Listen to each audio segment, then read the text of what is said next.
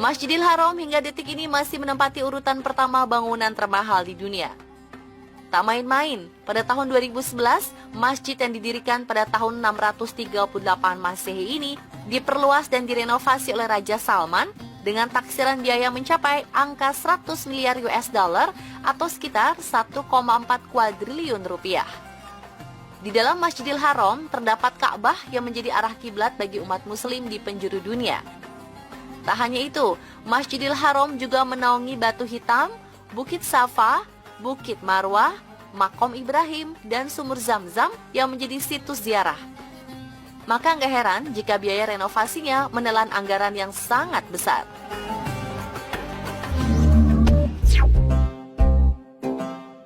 Menjadi masjid terbesar di dunia dengan luas kurang lebih 358.000 meter persegi, Masjidil Haram didukung sound system yang mumpuni demi mendukung kegiatan ibadah umat muslim. Sebanyak 6.000 pengeras suara tersebar di seluruh area masjid, seperti lantai, alun-alun, koridor, dan jalan-jalan. Masjidil Haram memiliki mic dengan pengaturan masing-masing. Gak main-main, 50 orang setiap harinya akan menyesuaikan sound system dengan karakter atau tipe suara imam. Termasuk terkait tinggi rendahnya posisi mic saat imam sholat berdiri, ruku, sujud, dan tasyahud. Jangkauan produksi suara dari sound system bahkan sanggup didengar hingga sejauh 9 km dengan suara yang masih sangat bening.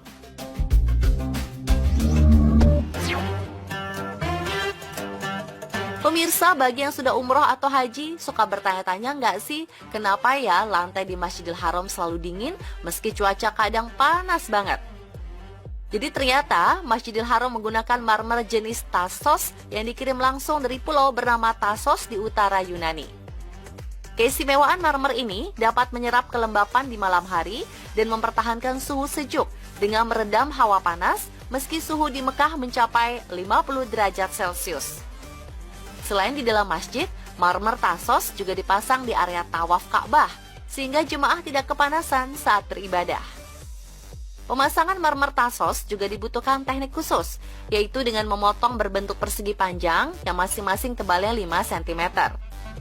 Bukan tanpa alasan, tingkat ketebalan nyatanya mempengaruhi kesejukan lantai Masjidil Haram. Dengan berbagai keistimewaan ini, gak heran kalau harga marmer Tassos mencapai 200 US dollar atau sekitar 2,98 juta rupiah per meter persegi. Ya, kira-kira untuk luas Masjidil Haram menghabiskan dana sebesar 1,66 miliar rupiah. Jadi sekarang udah tahu ya pemirsa, bukan karena di bawah lantai ada pendingin udara, melainkan marmer Tassos lah yang membuat lantai di Masjidil Haram selalu dingin.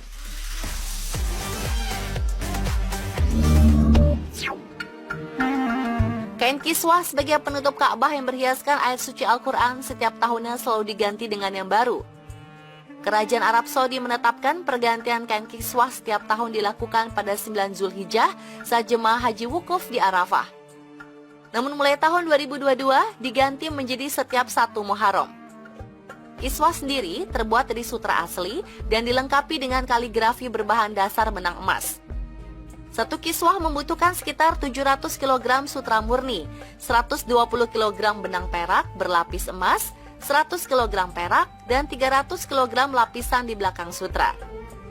Nggak main-main, harga untuk satu kain kiswah mencapai 25 juta rial per tahun atau sekitar 99,3 miliar rupiah. Pergantian dimulai dengan melepas dan memotong tiap tali yang mengikat antara sisi kiswah yang menutup Ka'bah. Di tempat lain, kiswah baru yang siap dibawa dengan truk dari pabrik pembuat Majma Malik Abdul Aziz Lil Kiswatil Ka'bah Al-Musyarafah di Mekah melalui penjagaan super ketat. Tiba di Masjidil Haram, kiswah digotong oleh para teknisi dan siap untuk diangkat ke atas Ka'bah dengan cara menarik tali yang diikat di beberapa titik kiswah ke atas. Setelah kiswah baru ditarik ke atas dan diikat, kiswah lama dilepas talinya dari atas, kemudian digulung oleh petugas di bawah untuk dibawa menggunakan truk yang sama.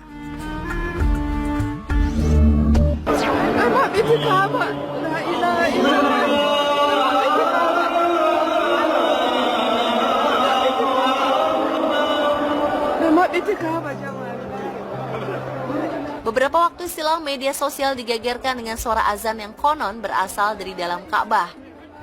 Umat muslim yang sedang ibadah di sana bahkan tertegun dan semua berusaha merekam momen itu secara dekat. Lalu sebenarnya seperti apa dalam Ka'bah? Umat Islam tidak sembarangan diizinkan masuk ke dalam Ka'bah.